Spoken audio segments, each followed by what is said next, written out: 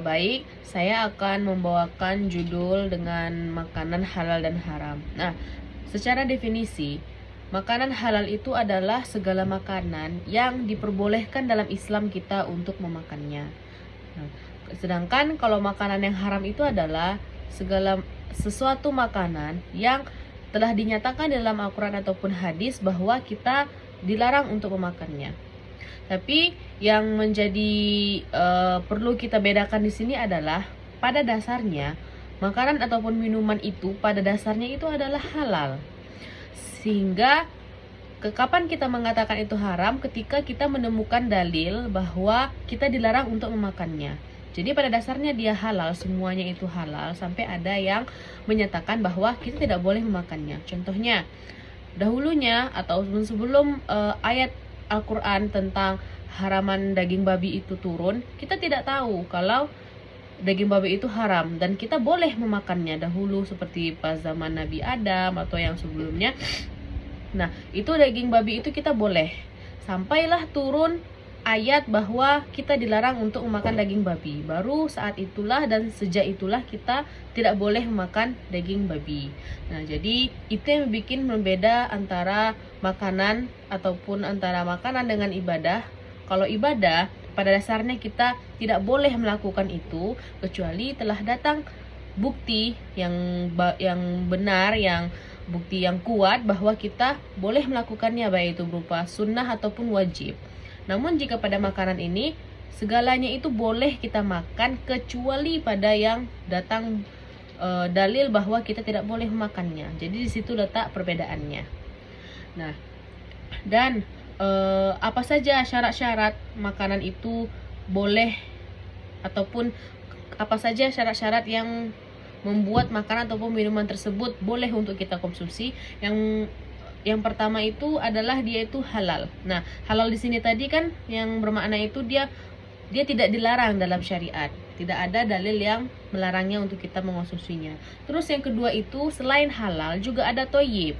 Jadi walaupun makanan yang tadi ini halal, namun jika dia tidak thayyib maka kita tidak boleh memakannya. Sebenarnya ini penjelasan dari ayat Al-Quran yang berbunyi Auzubillahi minasyaitonirrajim wa kulu mimma razaqakumullahu halalan thayyiba wattaqullaha alladzi antum bihi mu'minun. Surat Al-Maidah ayat 88. Artinya adalah, dan makanlah makanan yang halal lagi baik dari apa yang Allah telah rezekikan kepadamu, dan bertakwalah kepada Allah yang kamu beriman kepadanya.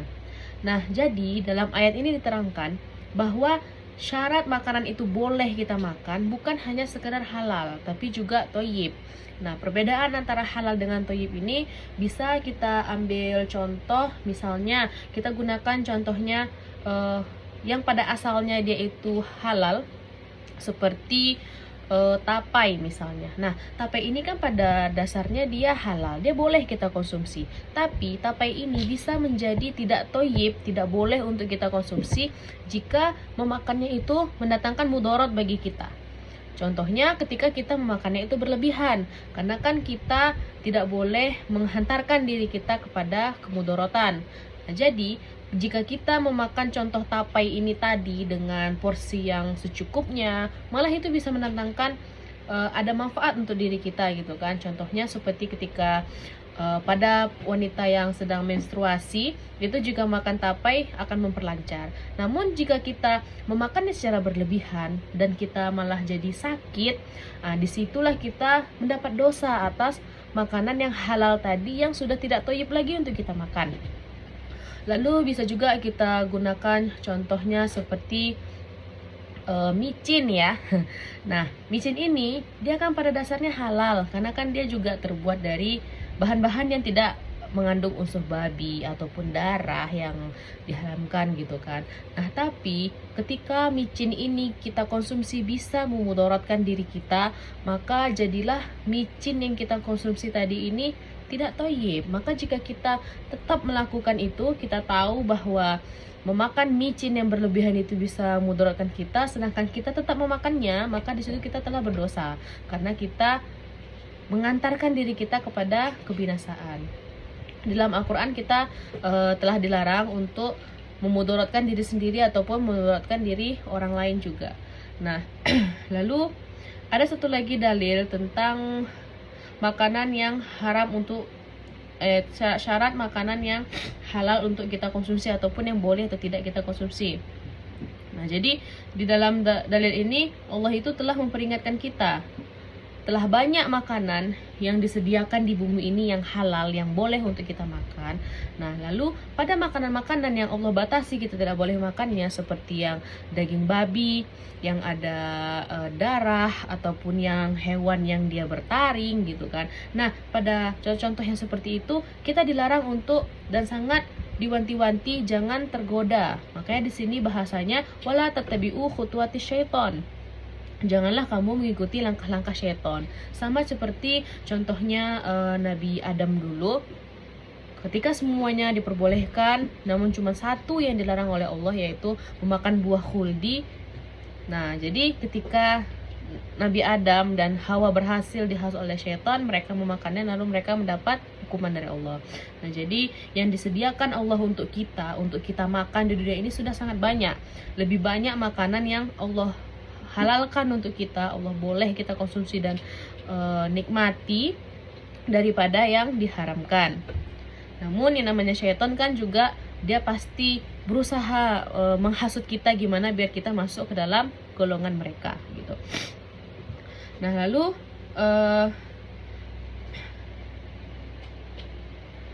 bagaimana dengan makanan yang kotor? Nah, makanan yang kotor ataupun yang menjijikkan seperti makan cacing atau ya makanan yang kotor lah yang menjijikkan bagi kita. Nah, apakah makanan yang kotor ini masuk ke kategori boleh kita konsumsi atau tidak gitu kan? Nah, jadi di sini kembali lagi kepada toyib. Kalau contohnya kita pakai ke yang cacing tadi. Jadi saya ketika misalnya nih cacing yang mau kita makan tadi ini adalah makanan yang satu-satunya yang hanya bisa kita makan. Kalau kita tidak makannya maka kita akan mati. Misalnya kita kayak terdampar di hutan misalnya seperti itu kan. Nah, yang tadinya dia tidak toyib itu pada dasarnya tidak boleh kita makan, dia bisa berubah menjadi boleh kita konsumsi karena kondisinya darurat dan kita membutuhkan. Juga contohnya seperti misalnya kita terdampar di hutan, lalu yang ada untuk kita makan itu hanyalah daging babi, kita memburu babi, maka yang haram tadi ini bisa berubah menjadi halal karena adanya keterpaksaan, lebih mudarat. Kalau kita tidak makan maka kita akan mati, maka boleh yang tadinya babi itu haram kita makan, itu diperbolehkan. Namun pada contoh seperti kita memakan sesuatu yang kotor yang pada dasarnya dia itu halal, misalnya nasi kan pada dasarnya kan dia halal, dia bukan yang diharamkan, tapi nasinya itu kondisinya itu sudah kotor, misalnya dia basi gitu kan. Nah, di situ berarti kalau jika kita sebagai muslim mengkonsumsi nasi yang sudah basi tadi, kita sebenarnya setelah berbuat dosa, kita nggak boleh untuk mengkonsumsinya. Meskipun kita tidak kena ke dia yang masalah haram, tapi kita kena bahwa dia itu tidak lagi toyib untuk kita. Dia bisa mendatangkan penyakit mudarat untuk kita.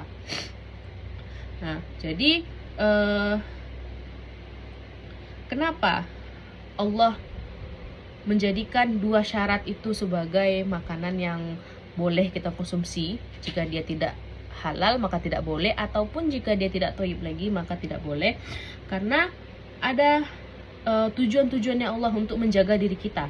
Yang pertama itu Allah itu ingin menjadikan makanan kita itu sebagai sumber tenaga. Jadi apapun yang kita makan yang telah Allah anugerahi kepada kita itu mendatangkan yang manfaat kepada kita, bukan mendatangkan mudarat. Makanya yang tidak toyib tadi tidak boleh kita makannya. Lalu juga ada untuk mencerdaskan pikiran kita. Nah, contoh tadi tuh kebalikan dari yang micin tadi ya. Micin tadi kan jika dikonsumsi itu bisa merusak sel-sel otak kita, dia bisa mudarat itu kan. Nah, jadi kenapa yang tidak toyib seperti micin tadi tidak boleh? Karena itu tuh bisa membatalkan apa yang Allah inginkan dari makanan yang kita konsumsi, seperti meningkatkan kecerdasan pikiran dan diri kita sendiri gitu. Lalu contohnya seperti yang saya bawakan tadi, nasi yang pada dasarnya dia halal, tapi ketika dia sudah basi kita konsumsi, dia tidak boleh kita makan. Kenapa? Karena Allah itu ingin kesehatan kita tuh terjaga. Setiap makanan yang kita konsumsi itu mendatangkan gizi gitu untuk kita. Nah, jika kita memakan sesuatu yang sudah basi tadi, tidak ada lagi gizi pada nasi tadi, itu sudah tidak ada lagi, malah itu penyakit yang akan datang ke diri kita, merusak tubuh kita gitu. Makanya Allah membuat syaratnya itu tidak hanya zatnya yang halal, tapi juga secara kondisinya itu dia kondisinya harus bagus.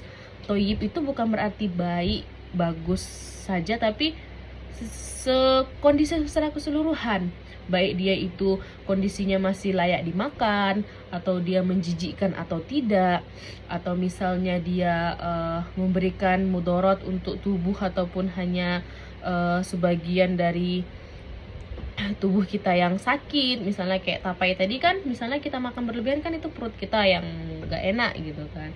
Nah, jadi segitu detailnya Allah ingin menjaga umatnya. Kenapa? Karena jika kita tidak sehat, kita tidak jaga diri kita baik-baik, kita tidak dalam kondisi yang prima, maka itu akan semakin mengurangi kesempatan kita untuk bisa menjalankan perintah-perintah Allah. Makanya Allah membuat aturan itu semuanya itu beruntun, saling saling berkesinambungan, saling ada kaitannya gitu. Kenapa seorang itu harus makan makanan yang sehat? Karena Allah ingin menjaga mereka, jaga badan mereka biar sehat. Kenapa Allah ingin jaga badan mereka biar sehat? Tujuannya apa? Agar kita tidak menemukan hambatan-hambatan ketika kita ingin menjalankan ketaatan kepada Allah. Nah, kira-kira kurang lebihnya itu yang bisa saya sampaikan di sini. Yang poinnya itu adalah tidak hanya halal tapi juga toyib, ataupun tidak hanya toyib tapi juga wajib halal gitu. Nah, lalu yang haramnya itu adalah jika datang dalil sama kita yang menyatakan bahwa itu haram untuk dimakan, maka itulah dia yang haram. Jadi ketika tidak kita temukan bahwa itu dinyatakan haram, baik itu di Al-Quran ataupun hadis, ataupun misalnya ketika zaman sudah berubah itu ada di kesepakatan ulama seperti MUI gitu. Nah, maka dia, kalau dia tidak ada maka boleh. Namun jika dia ada di antara itu, maka kita wajib untuk meninggalkannya karena dia sudah menjadi haram untuk kita konsumsi. Kira-kira itu saja yang ingin saya sampaikan, yang bisa saya sampaikan. Terima kasih. Assalamualaikum warahmatullahi wabarakatuh.